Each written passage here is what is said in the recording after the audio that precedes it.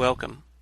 I'm Sebastian Mahfood, and you're listening to WCAT Radio, the on-air wing of En Route Books and Media, bringing you the dulcet sounds of Catholic wisdom. Hello, this is Ray Gerard. Welcome to another edition of St. Paul's Letters to America. This is the program that imagines, what if St. Paul were alive today? What if, looking at what is happening in our country today, he could write a letter to America? What would he tell us?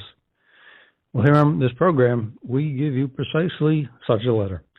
We then utilize that letter for an in-depth discussion of an issue that is current in our lives and our society today. We look at it through the eyes of St. Paul. And as we do, we always bear a motto in mind, which is love and kindness, but through the light of truth. Now, today, we are going to be talking about a trial that's taking place out in California involving a man by the name of David DeLayden. Now, perhaps you may or may not have heard of him. But Mr. DeLayden is an undercover photojournalist, or video journalist. He recorded surreptitious videos of people involved in the abortion industry, actually.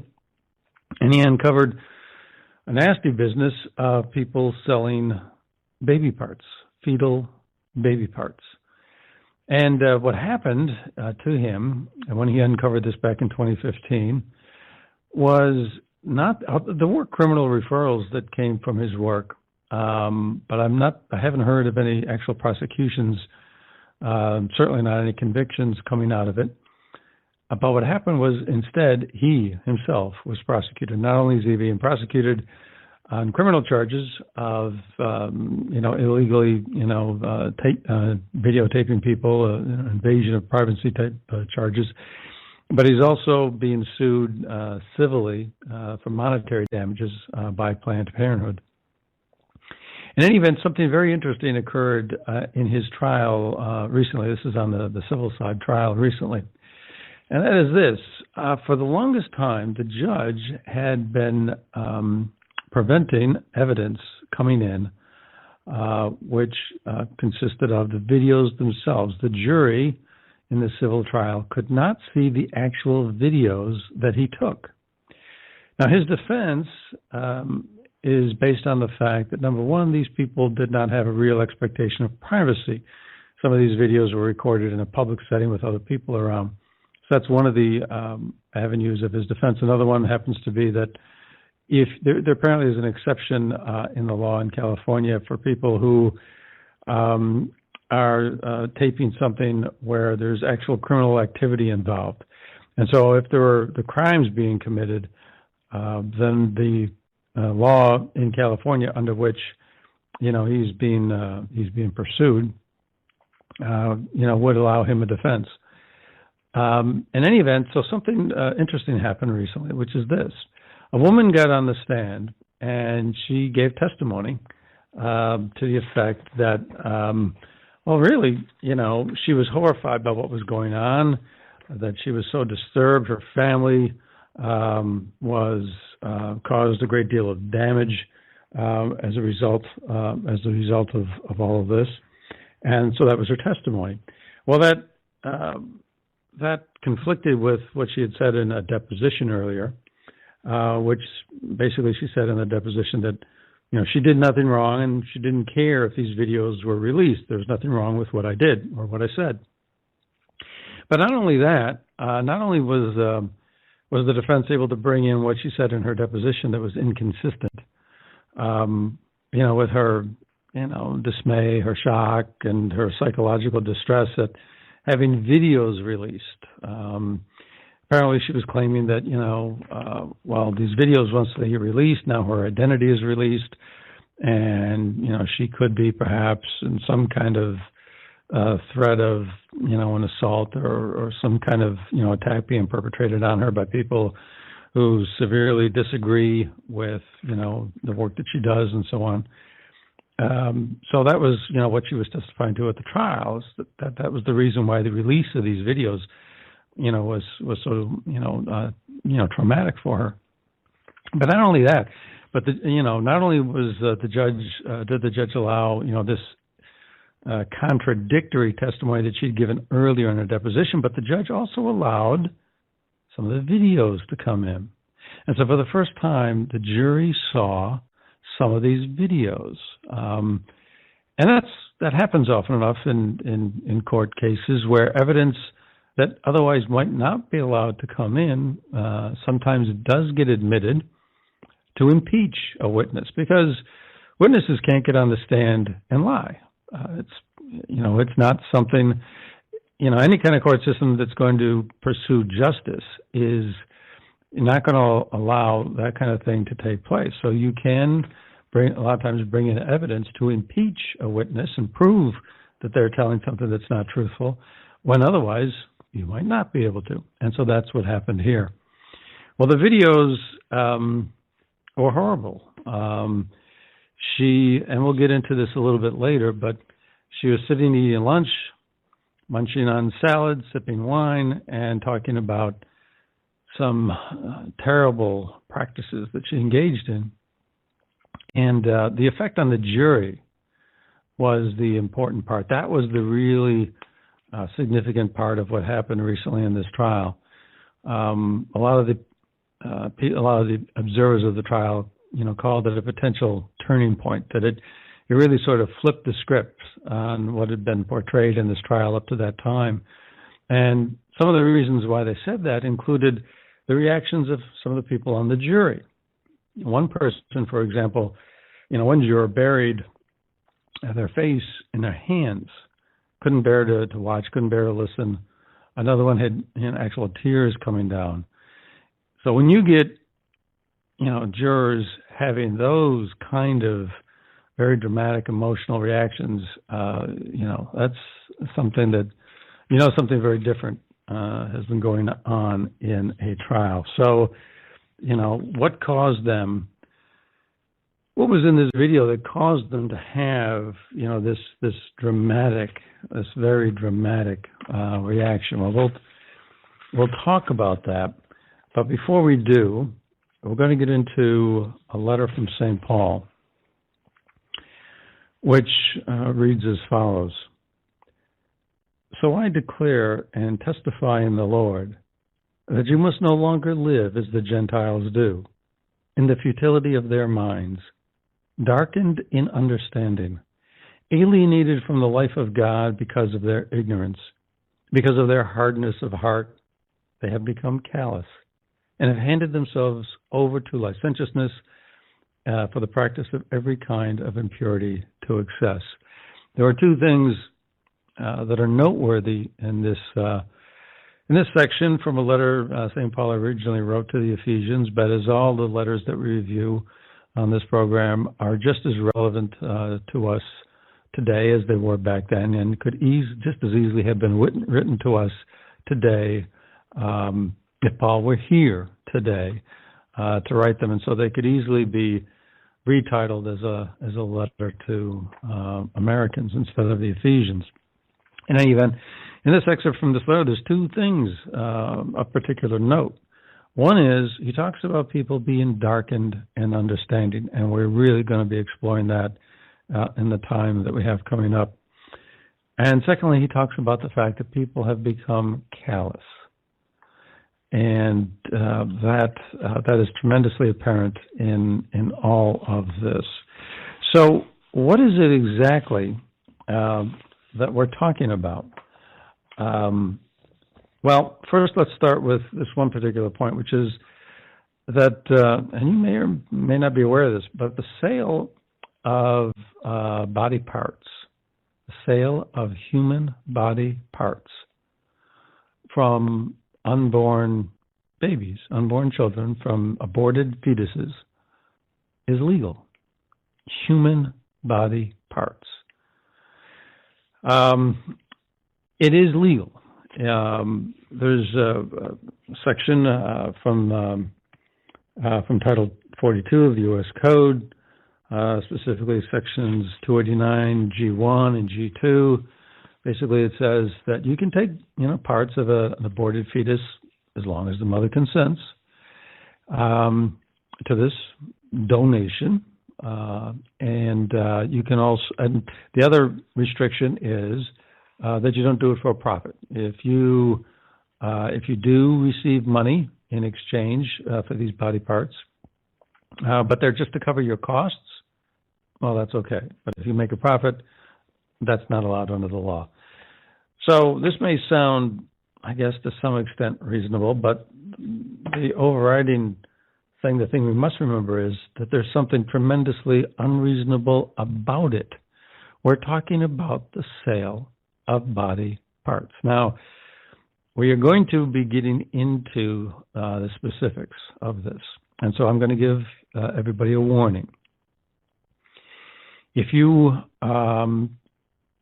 could be disturbed by things that are gruesome, things that are grotesque, or if there's anybody, any young children that might be upset by what's to come, then I would strongly suggest that you don't listen to the next 5 or 10 minutes of this program, because some of this is very disturbing.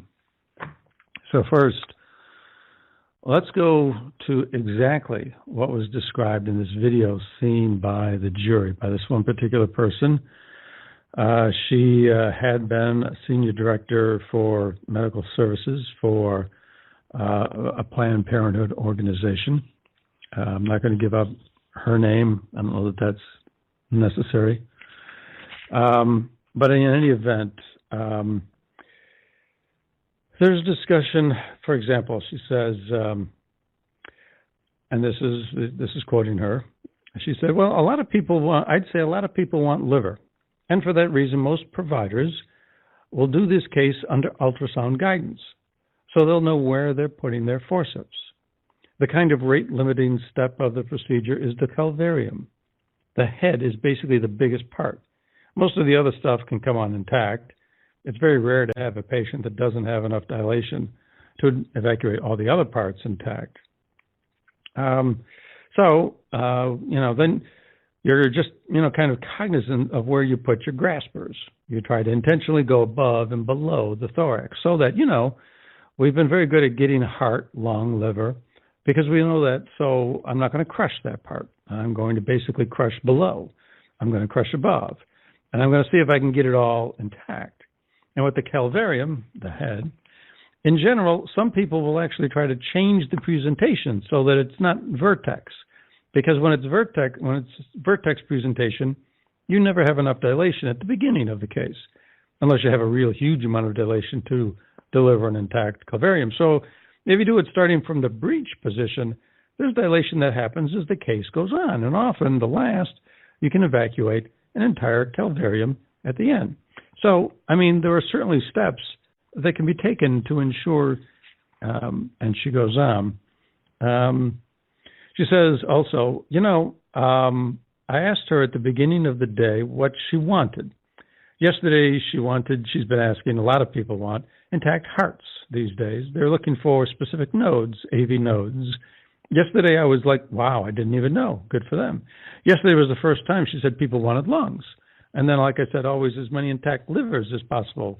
People just want, and then she goes on. So she's describing livers, lungs, hearts, depending on what people want on a given day. And she's discussing in gruesome detail how she'll use ultrasound to find out what parts of a baby she's going to crush so that she makes sure is not to crush the part that the buyer wants. And she's also talking about, there are things you can do to change from a vertex to a breech position. Basically, you'll turn the baby around in the womb so that it's not coming out head first, but that it comes out feet first. So that in the process of coming out, when the legs come out and the chest cavity comes out, that you get more dilation, so that you've got more room, so that then you can get the head out without damaging it, so that you can give somebody an intact head. If this sounds like, witch doctors who want a head so they can shrink skulls or whatever else, which doctors do. We're talking about human body, human hearts, human lungs, human heads. This is why when the jury heard this for the first time, this trial's been going on for weeks, and for the first time, and for weeks, you've got a trial going on about somebody videotaping somebody, and somebody being very upset that they were videotaped. They should never have videotaped me and recorded my conversation. And there's all this talk back and forth about whether it was appropriate or not appropriate to surreptitiously record these conversations. Well, what conversations? What was said? The jury never heard that. They had all this back and forth about whether it was okay or not okay to record, but never about what it was that was recorded. And now for the first time, they did. And what they did was they heard a doctor talking about, taking steps to make sure she could harvest. That's the term that's used in the industry, by the way. It's not my term. Harvest the parts that the buyers want. But it was not just this one particular woman. There were other videos. These were not shown at the trial, at least not yet. But there was another person. She was the medical director of a Planned Parenthood clinic. Again, I'm not going to give her name or the location. I don't know if that's necessary. But some of the things she said, in her, videotaped interview, I guess it was just a private conversation, but it was videotaped. And I guess that's the issue with the trial, how private it was. Like I said, these were, the first one was, in a lunch area, cafeteria. This other one was also, taped with a lot of other people around, but that's not really what we're concerned with in our discussion today. What we are concerned with is some of the things she said, like this. Now, the thing is, I don't do inductions. So, my technique is a disarticulation technique. So, disarticulation, by the way, is dismemberment. Disarticulation technique. So, there would have to, we'd have to talk about exactly what it is that you were needing, because she's talking to someone she thinks now is a buyer of body parts. So she engages in dismemberment, and she wants to know exactly what these particular buyers need. She also says, because part of the issue is it's not a matter of how I feel it coming out intact. She's talking about a baby intact, and that's not a matter of how she feels. Apparently she's okay with that. And remember, now what are we talking about? A baby that comes out intact, then being used for body parts. Anyway, she goes on. But I got to worry about my staff and people's feelings about it coming out looking like a baby. And then apparently she chuckled. Well, not apparently, but she did. So if a baby comes out intact and then is cut up for body parts, she's not bothered by it, but her staff might be. Because you don't want it looking like an intact baby. We'll get to that one. She actually describes what the reaction might be to that. So we'll get to that. She goes on. So that becomes an issue. Let's see, what else? Let's see, that's one issue. Another issue is her state is so conservative. I just don't want to send a full fetus, for creation or any of that. For cremation or any of that. We have the people who do the fetal death certificate. They're emailing us, calling them babies, baby this, baby that, baby so-and-so. And I'm like, that's creepy. Really? You don't want to have to do death certificates. I mean, that's messy. That's creepy. Call it a baby. That's creepy. So that's another issue when a baby comes out intact, isn't it? Because then it comes out, then it's a baby, and then you have to do death certificates. Terrible thing. Or people might actually call it baby this, baby that. let's see. Oh, and then she talks about another issue. Oh, I mean, so the thing is, it's really, and then that really presents an issue because, again, she mentions her state. If the fetus comes out with any signs of life, we're supposed to transport it. Oh, another issue. Another problem with babies coming out intact. They might show signs of life. And then you have to transport it to a hospital. Don't want that. I mean, that's what she's saying. I mean, the key is you need to pitch who's in the room, right? Because the thing is, the law states you're not supposed to do any maneuvers after the fact to try to cause demise. So it's really tricky. Yeah, it's really tricky. So most of the time we do dig. That's what's the medical digoxin? There's a drug that they use to stop the heartbeat, and the word just escapes my mind for the moment. Anyways, the short form is dig. So let's see. So much of the time we do dig, and it usually works, and then we don't have to worry about that because state law says if there's some sign of life, we're supposed to transport them to the hospital. Again, she chuckles. Yeah, it's a mess. It's a mess. So, that's some of what, this one particular doctor has to say. It's creepy. Not when it comes out intact. When it looks like an actual baby. No, she's okay with that. She has to worry about her staff might be freaked out by it, but not her. But, if people call it baby this or baby that, we don't want to hear that. We can see an intact baby, but then there's we don't have to call it a baby. And then there's the problem, of possibly having to need to do something to save its life, and you want to kill it before it comes out of the womb. You have to, use this dig drug to stop the heartbeat before it comes out, so that you don't have to do anything to try to save it. Just a third one. Then there's another woman who was caught on videotape. She's a second trimester abortion provider, apparently, for the most part. Another Planned Parenthood clinic in another state than the ones we've been talking about so far. And in her case, I can find it here, and here it is. She talks about one of, let's see.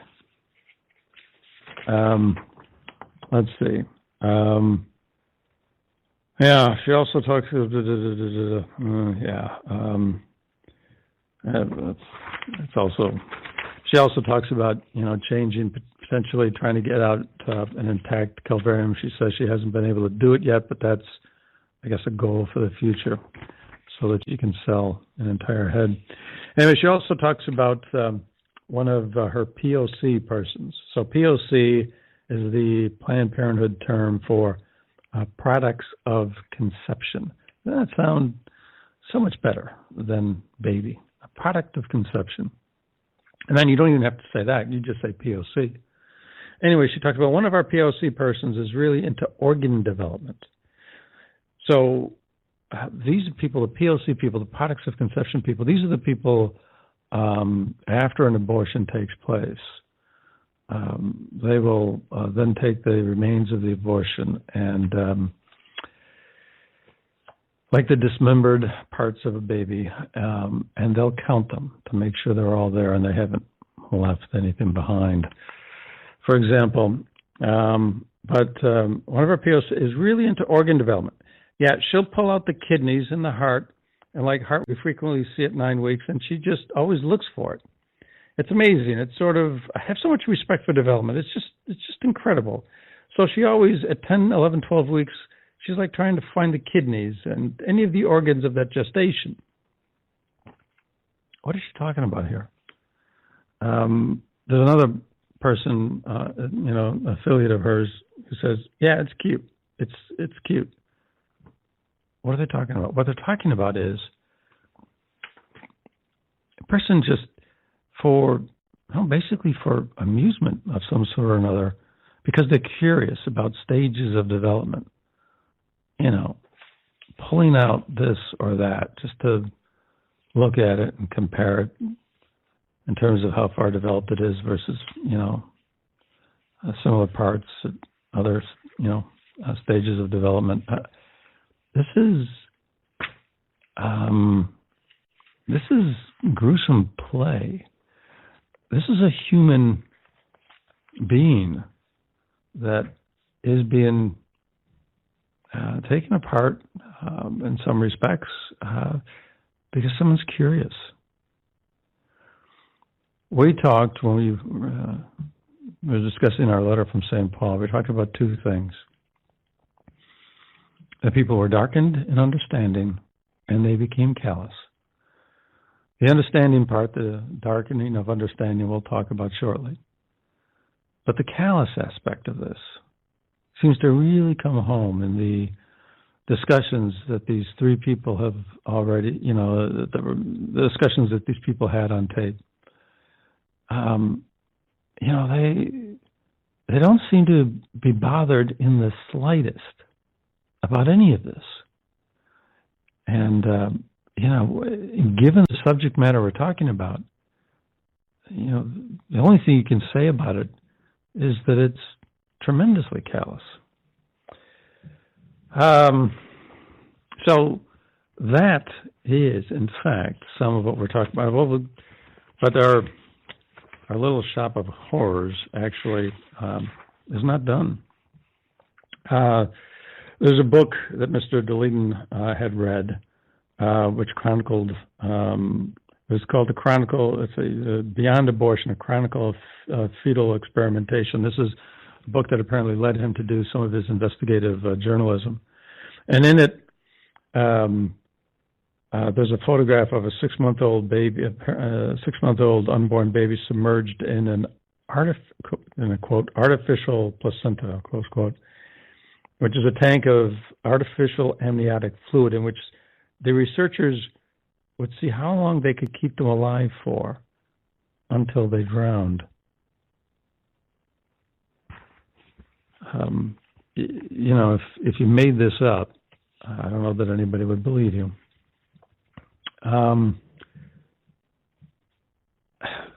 Submerging a living fetus and watching how long it takes them until they get drowned. This reminds me of what you heard of with the Nazis, where they would purposely inject people with certain, deadly diseases, mortal diseases, fatal diseases, or they would subject them to all kinds of things and then record their screams or record different observations just to see, how it affected these people, how these people going through torture.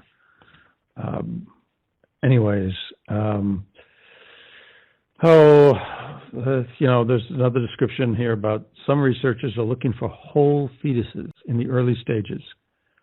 So you overdilate, one person is quoted as saying, so you overdilate, you try to be able to extract an entire fetus. You extract an entire fetus. If you extract an entire fetus, for some amount of time, it's still going to be alive. And you're trying to extract an entire fetus in order to be able to then dispose and sell parts of it. We're talking murder, and we're talking like sales of people. Slavery was outlawed in this country because people were sold, but they weren't killed and then chopped up and sold like meat.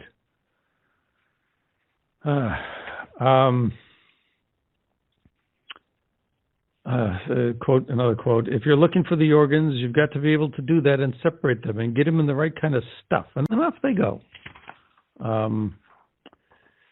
There's a description in here in the trial. Apparently, the jury happened to see screenshots of there's one company that sells these parts, and they have a website, and there's a drop-down menu on the website which has an order form, a menu order form, and there you can there's about 50 to 100 different body parts that are listed. You get a heart, with veins and arteries still attached. You get a brain, you get kidneys, you get You get the scalp. You could get anything you imagine.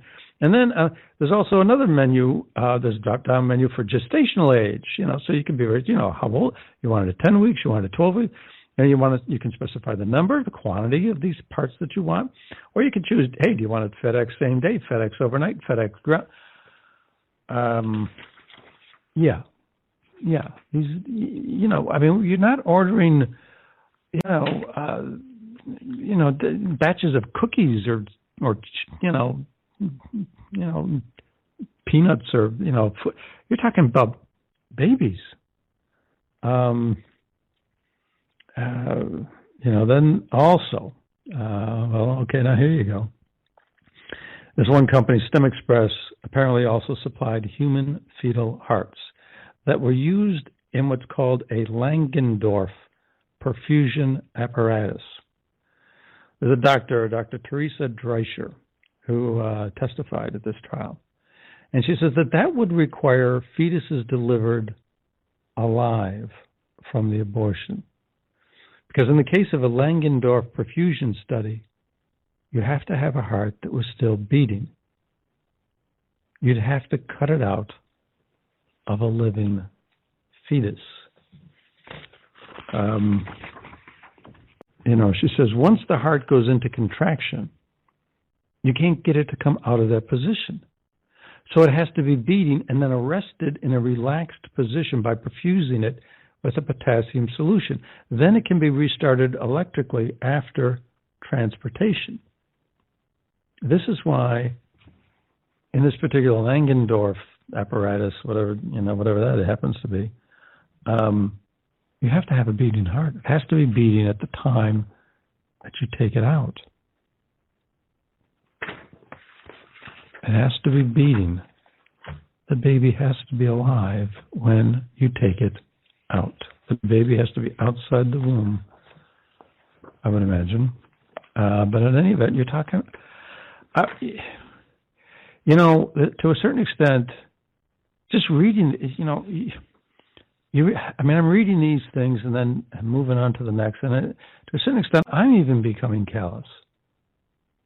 Each one of these things that I'm quoting and talking about is something that you could spend, half an hour to an hour talking about each one, except that, of course, you become so horrified and depressed, you obviously wouldn't want to do that.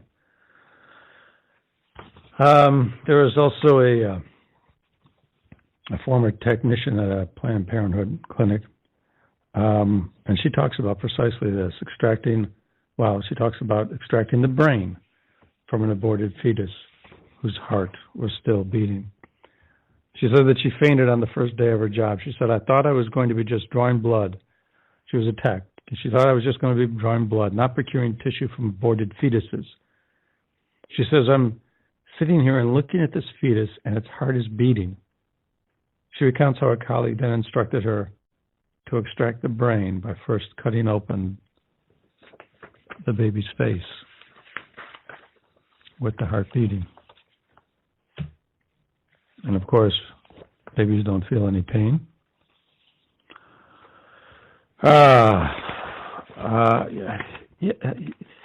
So this is going on in America.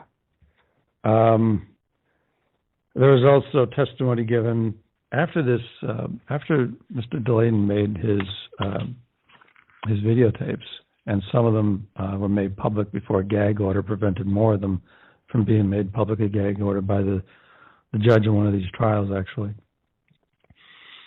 Some of them did come out, and as a result, Congress held hearings. And there was sworn testimony to Congress from someone who said he had seen a 24-week-old twins, 24-week-old. At this age, today, with our technology, that baby can be saved. And I know something about that. I've had experience with people who worked in and have been patients in neonatal intensive care units. Nowadays, 24 weeks, the child can easily be saved and grow into a normal, full-grown adult. But this person testified that he had seen 24-week-old twins drowned into Planned Parenthood in Kansas, and that sometimes he cut open the chests of fetuses and saw that their hearts were still beating when he was harvesting. This is a quote, harvesting from them. I mean, it goes on. You can, we can. Okay, that's I get probably more than enough. But this is what's going on. People are doing this. People are actually seeing these things, and they're actually doing them. Why didn't it happen that the first time someone saw one of these things, they, shouted, "No, stop! You can't do this"? Why didn't that person immediately run out of this whatever Planned Parenthood clinic they're in, go to the police? Why didn't it make all the national newspapers, all the nightly news broadcasts? Why didn't it immediately stop? How did we get so that we don't care so that this can happen? Well, that's what we're going to talk about next. There's a woman by the name of Margaret Heffernan. She wrote a book called Willful Blindness, Why We Ignore the Obvious at Our Peril. And to a large extent, I think she's talking about child abuse and why people and families don't report child abuse. She talks about the fact that we mostly admit the information that makes us feel great about ourselves, while conveniently filtering whatever unsettles our fragile egos and most vital beliefs. We like ourselves, not least because we are known and familiar to ourselves. So we like people similar to us, or that we just imagine might have some attributes in common with us. They feel familiar too and safe. And those feelings of familiarity and security make us like ourselves more.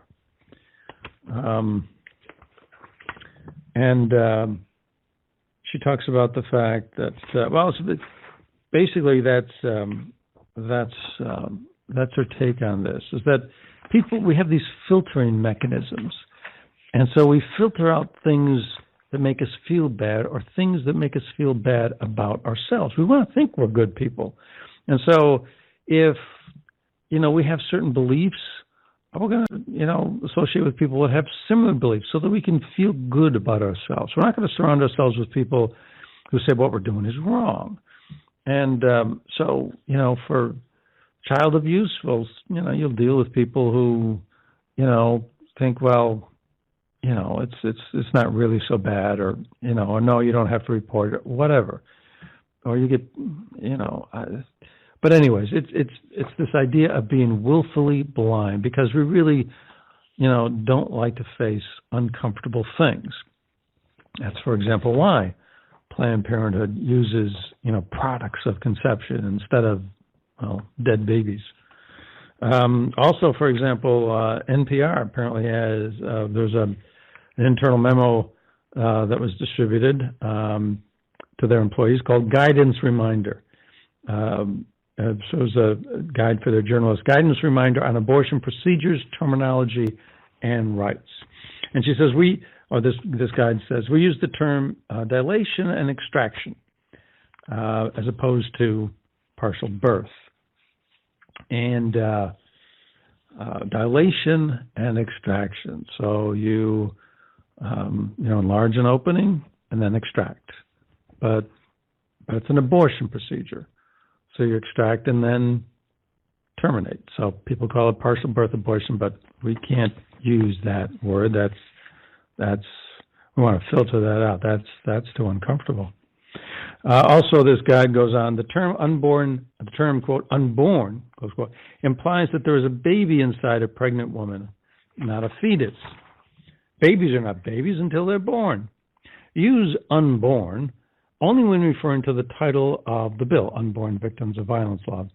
That's what this apparently was up for consideration when this particular guide came out.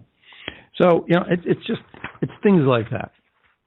So we use euphemisms so that we don't have to really talk about fetal homicide. We don't have to talk about dead babies. We can talk about these other things. But is that really all it really is? Just willful blindness, that we just sort of, stop short of looking at ugly things. And that's enough to be able to explain how certain people can take part in the activities that we described earlier. Well, the British Psychological Society published a certain article called "Questioning the Banality of Evil." How is it that evil got to be, just banal? That we don't have to even. It's just so common that we can regard it without really batting an eye. There were two studies, two famous studies that were done previously. One was by a man named Milgram, and this was one where Stanley Milgram, and it was involved a series of electric shocks. And well-adjusted men were participating in some kind of a bogus memory experiment, and they could deliver electric shocks to people who were, I guess, posing as what was called a learner. Anyways, these people got to the point where they were delivering horrific electric shocks to these people that, they were really suffering. So what could cause these people to do that? There was another one by a guy named Zimbardo, and it involved role-playing, where people took the role of being guards in a prison, and they were told, well, we, the guards, can do this. We can, these inmates, these prisoners, we can control them. We can, we can do this. We can do that.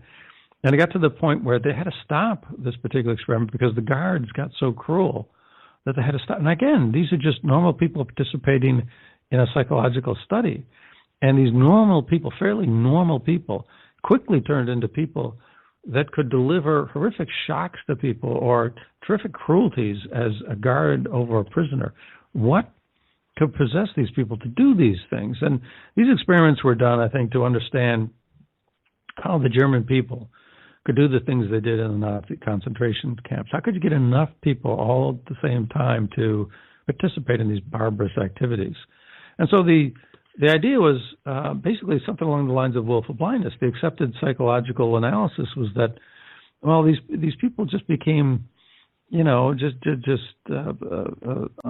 uncaring. They just sort of, blinded themselves to what was really going on. They really didn't understand what was going on.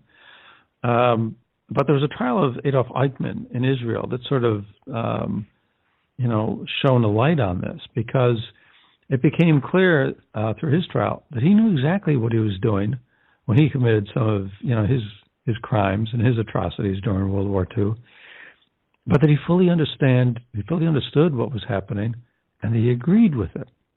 And so the subject of this article, questioning the banality of evil, the subject is what they call group ideology. And that people get to be part of a certain group and they accept a certain ideology. They believe certain things are true, and that justifies cruelty. And you see it, so it's not just a matter of going along without really understanding. The Nazi prison guards didn't just simply follow orders, and they really didn't understand. No, they understood. Eichmann understood. Lots of people understood. The people in these experiments understood, but there was something that they used, something that they shared a certain group ideology. They believed certain truths that let them justify this to their rational minds. It was not something that just completely shut out of their minds, but they used these crutches to allow themselves to rationalize certain things. For example, the Germans would talk about the Jews in terms of, that the Jewish people were like less than human. They were more like animals. They weren't really, normal human beings. The Russians did the same thing to the Germans. I mean, when they were invading at the end of the war, they told their soldiers that the Germans were pigs. The Germans were subhuman. They were animals. And so that allowed, the Russians to commit, rapes and other atrocities to, in a massive extent. You didn't have to care about these people, because they're not people like you and me. They're these subhuman, less than real human people. So we can justify that. So there's more that's going on here. So is that what's taking place in the abortion industry? Don't they have to know what they're doing? But somehow they convince themselves that it's okay, that there are reasons for this. There are justifications for this. It's not just simply that they're blind and they don't know.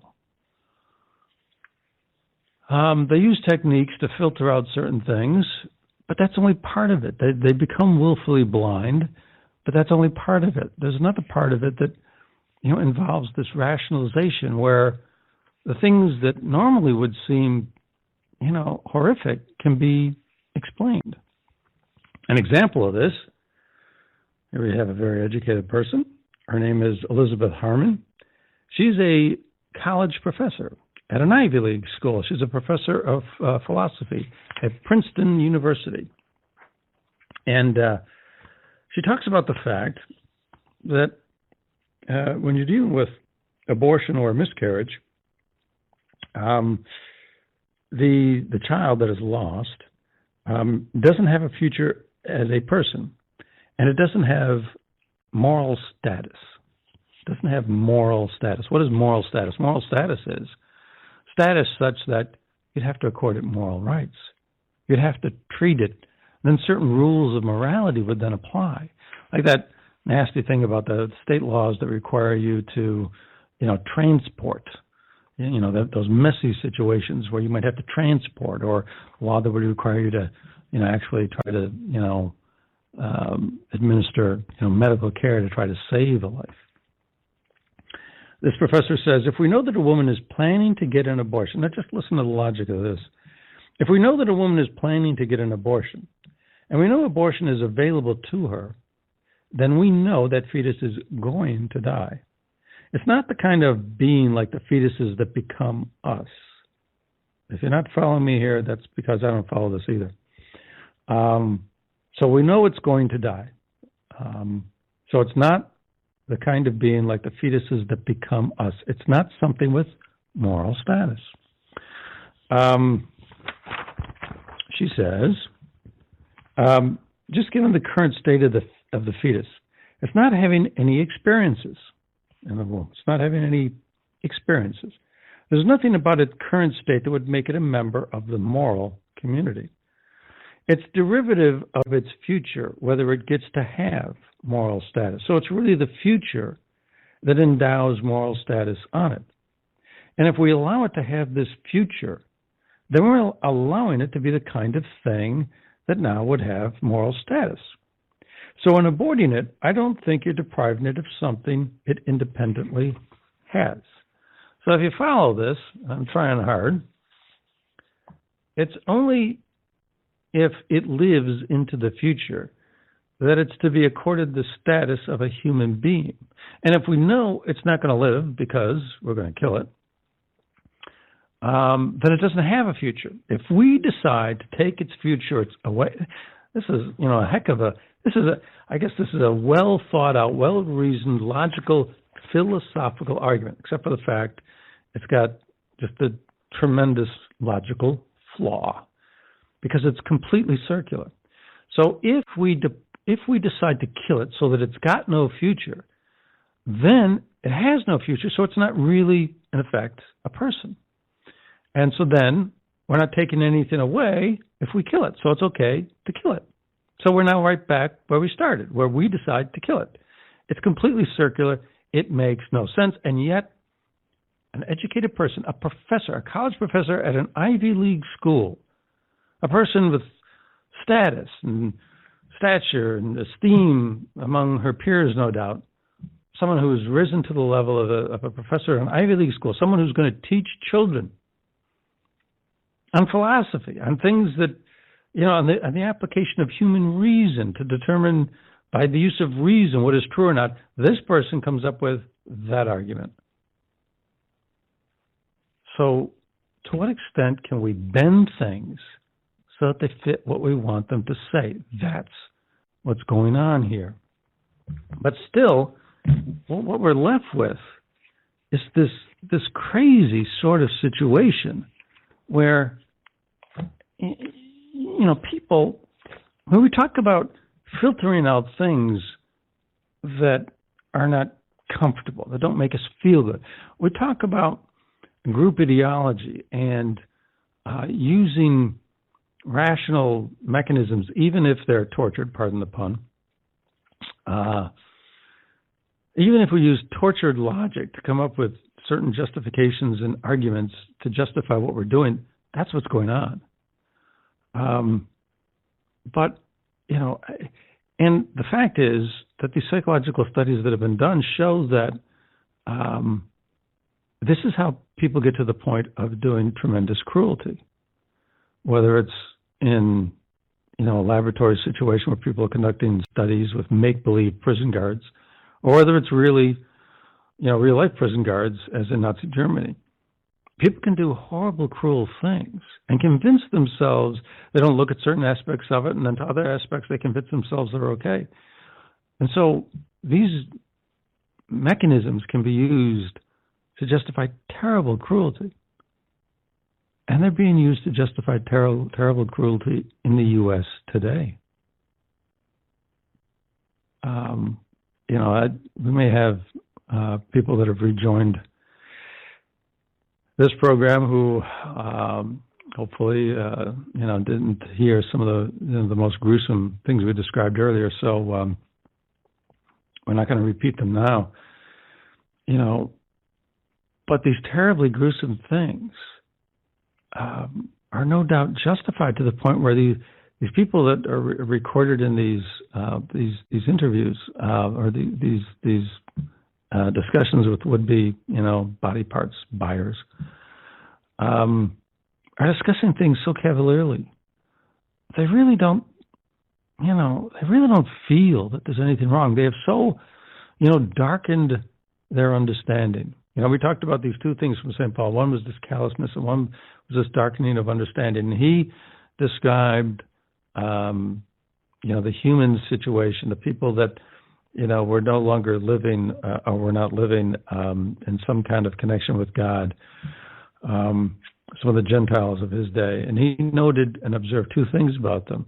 They were darkened in understanding, and they had become so callous that they could do any kind, you know, all kinds of depraved things. Well, those characteristics apply here as well.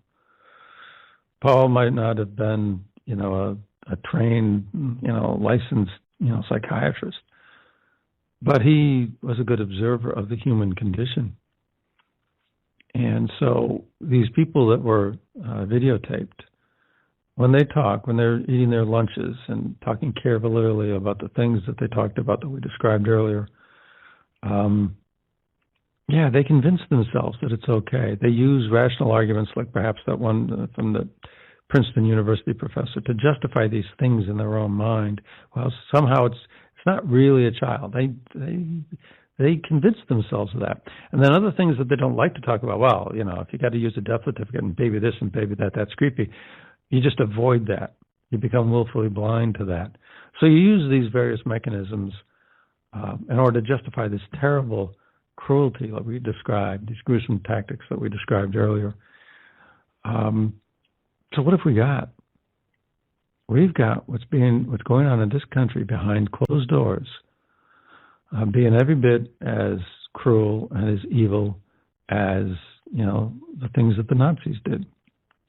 People that we regarded as horribly barbaric. That's us. But we don't want to talk about it. It's behind closed doors. Now, people say, well, how did the German people not know what went on in those prison camps behind those barbed wire, you know, behind those fences and the barbed wire? Well, that could be said of us. How come we don't know what goes on behind those walls on which there's a Planned Parenthood sign that hangs out in the front? We don't, is it because we don't want to know? This is a horrid state. This is a horrid state. You know, it's abortion. All abortion is terrible. It's wrong. It's the taking of human life. But to then compound that by disarticulation and drop-down menus on websites listing prices and shipping options. Banal, callous.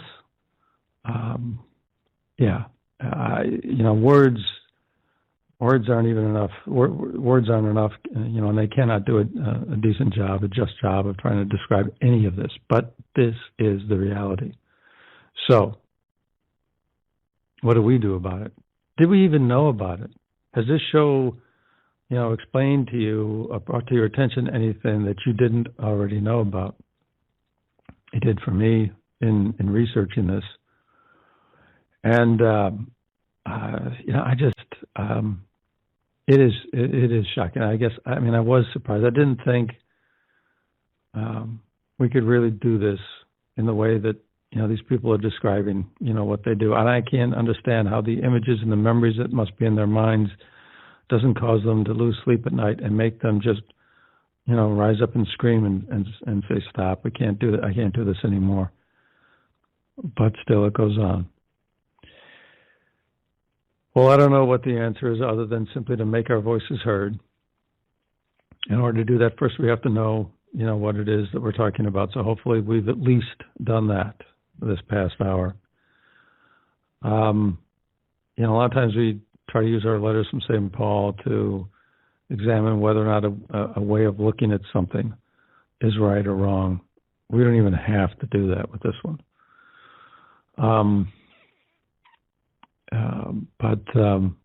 Anyways, what Paul describes applies to us.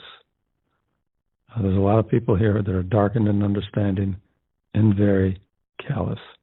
So much so that when a jury finally gets to hear about some of this, they can bury their heads in their hand, or they can shed a tear and think to themselves, oh my God. This has not been an easy program to do. It probably hasn't been. I know it probably hasn't been easy for you to listen to, but we are glad that you joined us. We do hope you join us again. And until then, we wish you all the best, and we wish you all the very best of God's blessings. Thank you, and goodbye till next time. Hi, everybody. This is Al Belowski, host of Catholic Mysticism and All Things Catholic. We have such a beautiful, vibrant faith, and I want to introduce you to it. And what we do on the show is we talk about the supernatural. We talk about a prayer life. We talk about the battle that's waged between good and evil. We talk about Satan, and we talk about God and the battle that they have begun for our souls. And we talk about our brothers and sisters, the saints. And we want to get you into this wonderful supernatural aspect of our faith, where we talk about miracles of the Eucharist, where we talk about Our Lady's apparitions at Fatima and Lourdes. And we can let our souls be nourished with this and continue to grow closer to our Lord in holiness. And by our brothers and sisters that have gone before us, the saints, that we tap into their lives and talk about them and the challenges that are so relevant today in our world as it was for them. And we use this to become closer and closer to our Lord, because we are spiritual beings, and He has given us this great gift of His church to nourish us with His sacraments, especially in the Eucharist and confession and confirmation and all the beautiful things of our faith that lead us closer and closer to Him. So I hope you'll tune in for Catholic Mysticism, where we will try, you and I, together, to grow closer through the Holy Spirit to our Lord Jesus Christ. God bless. We hope you enjoyed the program and will join us back for another show on WCAT Radio. This is Sebastian Mahfood. Good day.